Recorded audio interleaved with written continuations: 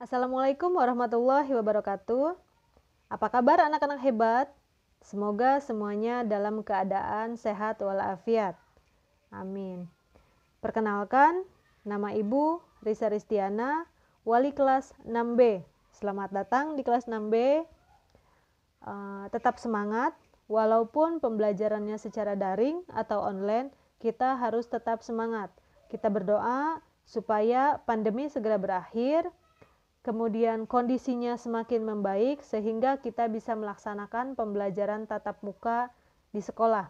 Amin. Nah, anak-anak, kali ini Ibu akan menjelaskan sedikit tentang perkembangbiakan generatif pada tumbuhan. Apa kalian sudah mendengar kata dari perkembangbiakan generatif? Perkembangbiakan generatif atau secara kawin terjadi melalui proses penyerbukan dan pembuahan. Ya, jadi apa itu penyerbukan? Penyerbukan adalah melekatnya serbuk sari ke kepala putik. Itu adalah penyerbukan.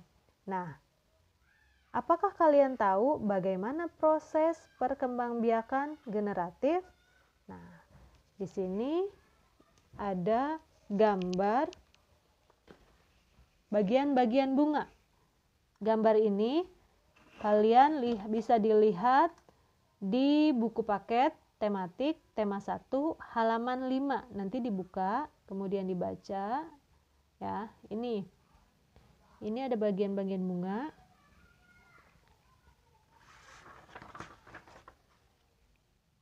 Ya. Ini ada bagian-bagian bunga.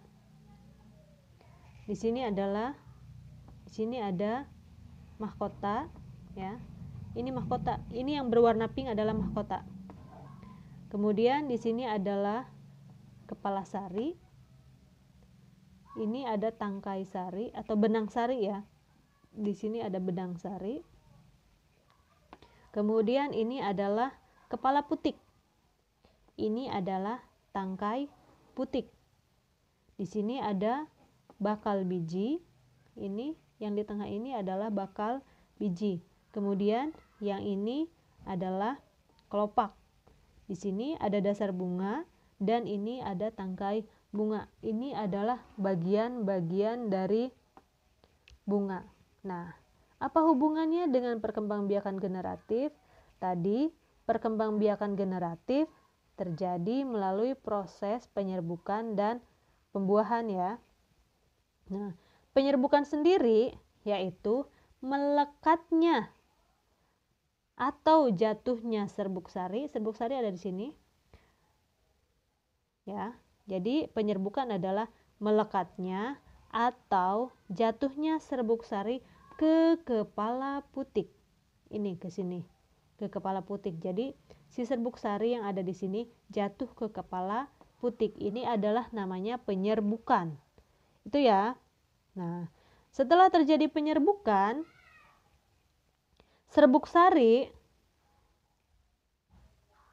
tumbuh bulu serbuk sari, ya. Jadi pada serbuk sari ini tumbuh bulu serbuk sari yang menuju ke ruang bakal biji, ke sini. Menuju ke ruang bakal biji, kemudian serbuk sari akan masuk ke ruang bakal biji melalui bulu serbuk sari. Nah, di dalam bakal biji ini, nah di sini kan bakal biji nih. Di dalam bakal biji ini terjadi pembuahan, yaitu peleburan serbuk sari. Nah, serbuk sari ini kan kelamin jantan. Serbuk sari ini kelamin jantan, sedangkan putik ini adalah kelamin betina, ya. Jadi nanti setelah serbuk sari jatuh ke kepala putik, nanti bulu serbuk sarinya menuju ke bakal biji. Di dalam ruang bakal biji ini akan terjadi pembuahan. Pembuahan itu yaitu peleburan serbuk sari dengan kepala putik akan terjadi di sini, akan terjadi di bakal biji. Nah, hasil dari pembuahan adalah zigot. Itu, ya. Itu adalah hasil pembuahannya adalah zigot. Zigot berkembang menjadi lembaga, kemudian lembaga berkembang menjadi bakal biji. Nah, bakal biji ini yang akan berkembang menjadi biji dan bakal buah. Kemudian bakal buah berkembang menjadi daging buah. Lembaga yang berada di dalam biji merupakan calon tumbuhan baru. Nah, itu. Nah, bagaimana anak-anak? Paham? Kalau misalkan tidak paham, nanti kita diskusikan lagi di grup. Apa sih contoh tumbuhan yang berkembang biak secara generatif? Contohnya adalah padi, mangga, durian, jagung. Itu ya, itu adalah contoh-contoh tumbuhan yang berkembang biak secara generatif. Nah, itu. Setelah ini Ibu akan lanjutkan ke bagian-bagian jenis-jenis penyerbukan berdasarkan asal serbuk sarinya.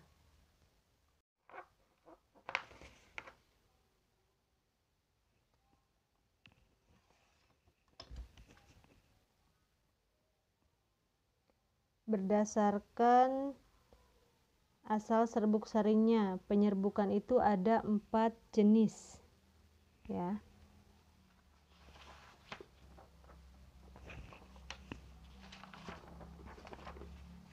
Ini ada 4 jenis penyerbukannya. Lihat gambarnya di sini. Ini ya, ini jenis-jenis penyerbukan berdasarkan serbuk sarinya. Ada 4, yaitu penyerbukan sendiri, penyerbukan tetangga, penyerbukan silang, dan penyerbukan bastar.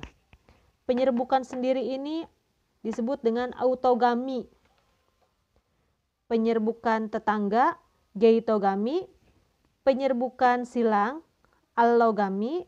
Dan penyerbukan bastar, hibridigami. Apa itu penyerbukan sendiri? Nah, perhatikan. Di sini ada satu bunga. Ya, di sini ada satu bunga. Penyerbukan sendiri adalah penyerbukan yang terjadi jika serbuk sari jatuh ke kepala putik dari bunga itu sendiri. Jadi, penyerbukan sendiri adalah apabila jatuhnya serbuk sari ke kepala putik pada bunga itu sendiri. Jadi hanya satu bunga, itu adalah penyerbukan sendiri. Nah, kemudian yang kedua adalah penyerbukan tetangga. Lihat, di sini ada 2 bunga, bunganya jenisnya sama. Ya. Ini dalam satu pohon. Ini penyerbukan tetangga. Apa itu penyerbukan tetangga? Penyerbukan tetangga atau geitogami adalah penyerbukan yang terjadi jika serbuk sari jatuh ke kepala putik pada bunga yang lain tapi masih dalam satu pohon. Ya. Itu penyerbukan tetangga. Jadi si benang sari jatuh ke kepala putik, benang sari yang ada di bunga ini jatuh ke kepala putik yang ada di bunga yang satu lagi, tapi masih dalam satu pohon. Itu adalah penyerbukan tetangga. Paham ya? Nah, yang ketiga, penyerbukan silang. Lihat, di sini ada 2 bunga. Ini berbeda pohon, beda dengan yang ini. Ini ada 2 bunga hanya dalam satu pohon. Tetapi kalau yang ini, penyerbukan silang, ini ada 2 bunga tetapi pohonnya berbeda. Ya. Jadi penyerbukan silang atau allogami adalah penyerbukan yang terjadi jika serbuk sari jatuh ke kepala putik pada bunga yang lain yang berbeda pohon tetapi masih dalam satu jenis bunganya. Gitu ya. Jadi serbuk sari jatuh ke kepala putik pada bunga yang lain yang berbeda pohon tapi masih dalam satu jenis bunganya. Itu adalah penyerbukan silang atau penyerbukan allogami. Nah, satu lagi yang ini adalah penyerbukan bastar. Apa itu penyerbukan bastar? penyerbukan bastar atau hibridigami. Lihat, di sini ada dua bunga berbeda pohon, tapi yang satu jenis bunganya berbeda. Lihat, ini sama ini berbeda, hanya sama warnanya. Di sini bunganya berbeda, tidak sama. Beda dengan yang ini. Kalau yang ini bunganya sama, yang ini bunganya berbeda. Nah, jadi penyerbukan bastar adalah penyerbukan yang terjadi jika serbuk sari jatuh ke kepala putik pada bunga yang berbeda pohon, tidak sejenis tetapi masih dalam satu famili. Ini bunganya masih dalam satu famili, tetapi jenisnya sudah berbeda. Itu adalah penyerbukan bastar atau hibridigami. Nah, itu gimana? Paham? Nanti Ibu akan share materinya di grup ya. Nah, sekarang tadi adalah jenis-jenis penyerbukan berdasarkan serbuk sarinya. Nah, sekarang ini adalah jenis-jenis penyerbukan berdasarkan perantaranya. Ada berapa? Ada 4. Ya, gambarnya jelas enggak?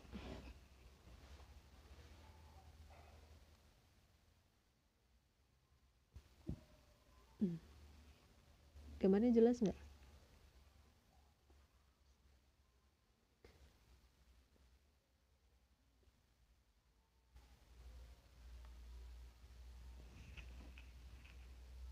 Nah, ini ya.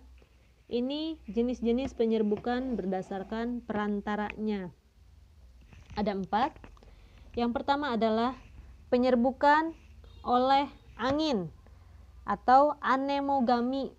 Tadi seperti teks yang berjudul bagaimana cara jagung berkembang biak. Itu salah satunya ini perantara oleh angin. Jagung dibantu oleh angin dalam penyerbukannya, ya. Ini penyerbukan oleh angin atau anemogami. Penyerbukan oleh angin itu terjadi saat angin meniup serbuk sari sehingga terlepas dari tangkainya, sehingga ia dapat masuk ke dalam kepala putik. Nah, contohnya adalah penyerbukan yang dibantu oleh angin. Contohnya adalah kelapa, rumput, jagung, padi, kelapa sawit, dan lain-lain. Ya. Yang kedua adalah penyerbukan oleh hewan atau zoidiogami. Nah, penyerbukan ini berproses melalui bantuan hewan yang punya istilah zoidiogami. Macam penyerbukan ini bisa terjadi pada bunga tumbuhan karena bantuan hewan, seperti hewannya kupu-kupu. Di sini ada gambar kupu-kupu. Selain kupu-kupu, lebah, kelelawar, siput, burung, atau serangga lainnya. Nah, penyerbukan dengan bantuan hewan umumnya terjadi pada tumbuhan dengan bunga yang menarik. Ciri-cirinya memiliki mahkota yang berukuran besar serta warna mahkotanya yang mencolok atau yang berwarna-warni, yang menarik hewan, ya. Nah, tumbuhan yang melakukan penyerbukan dengan bantuan hewan yaitu contohnya adalah mawar, melati, bunga sepatu, dan masih banyak lagi. Ketiga, ini adalah penyerbukan oleh air atau penyerbukan dengan air disebut hidrogami. Proses penyerbukan ini terjadi karena bunga tumbuh terendam air. Bisa juga terjadi karena terkena air hujan atau karena tumpahan air lainnya. Hal ini membuat serbuk sari rontok dan mendekati kepala putik. Contoh tumbuhan yang melakukan penyerbukan dengan bantuan air antara lain adalah ganggang, hidrilla, dan lain-lain. Nah, sekarang yang ini adalah penyerbukan oleh manusia. Jadi penyerbukannya dibantu oleh manusia. Nah, penyerbukan bantuan manusia atau antropogami terjadi pada bunga tumbuhan karena campur tangan manusia. Nah, ada beberapa tumbuhan yang tidak memungkinkan terjadinya proses penyerbukan jika tidak dibantu oleh manusia. Ciri-ciri tumbuhannya adalah memiliki serbuk sari dan kepala putik yang tidak dalam satu bunga tunggal, serta serbuk sarinya sulit rontok. Nah, itu harus menggunakan atau harus dibantu oleh manusia. Nah, contoh tumbuhan yang melakukan penyerbukan dengan bantuan manusia antara lain adalah salak, vanili, semangka, buah naga, dan lain-lain. Nah, itu anak-anak yang bisa Ibu jelaskan. Nanti jika ada yang mau ditanyakan, silahkan kita diskusikan di grup.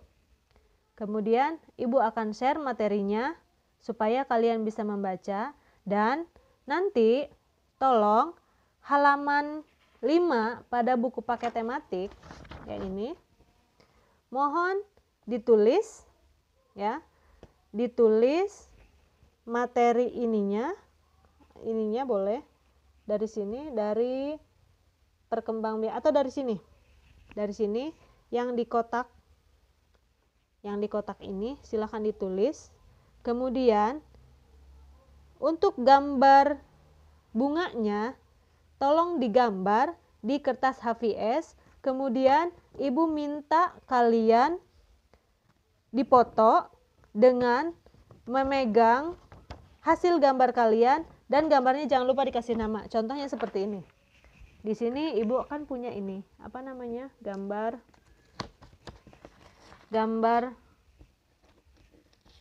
bagian-bagian bunga. Nah, nanti kalian silahkan gambar, boleh di kertas HVS atau di buku gambar. Setelah jadi, ini dikasih nama atasnya, karya siapa, kemudian dipoto, nanti fotonya kirim ke Ibu. Itu. Bagaimana? Mengerti? Tetap semangat. Semoga kita selalu sehat, jaga kesehatan, dan jangan pernah mengeluh. Kita harus selalu mencoba. Jangan pernah bilang aku tidak bisa.